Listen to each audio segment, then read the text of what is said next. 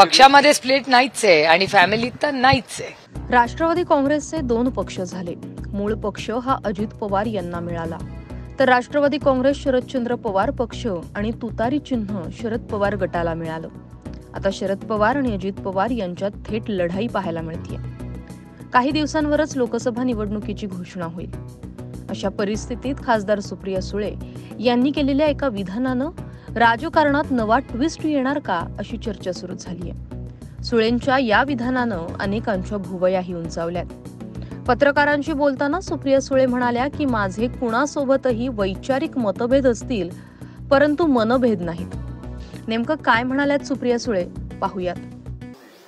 एक तर मी लोकशाहीमध्ये काम करते, माझी वैयक्तिक संबंध मी कधीच लपवलेले नाहीत।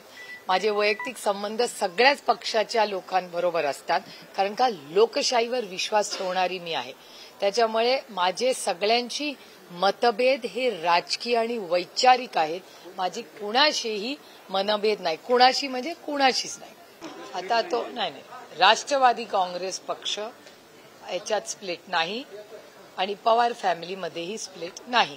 आणि आमच्या कुटुंबात जे काय होतं एवढा प्रायव्हसीचा अधिकार जे मला प्रायव्हसीचा अधिकार नाही, पवार साहेबांना अधिकार नाही, रोहितला अधिकार नाही, पण बाकीची आमची उर्वरित जे कुटुंब आहे त्यांना प्रायव्हसीचा अधिकार आहे।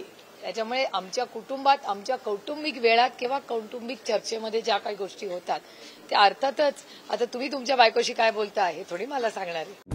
दरम्यान उपमुख्यमंत्री अजित पवार यांनी शिरूर दौऱ्यावर असताना आमचे फाटे आता वेगळे झालेले आहेत असं विधान केलं होतं। आगामी निवडणुकीला सामोरं जाताना कार्यकर्त्यांमध्ये संभ्रम निर्माण होऊ नये म्हणून योग्य तो संदेश देण्याचा प्रयत्न अजित पवारांनी केला। परंतु दुसरीकडे आता खासदार सुप्रिया सुळे यांच्या या विधानानं पुन्हा ट्विस्ट निर्माण होण्याची शक्यता आहे। Bureau report, Maharashtra news 24।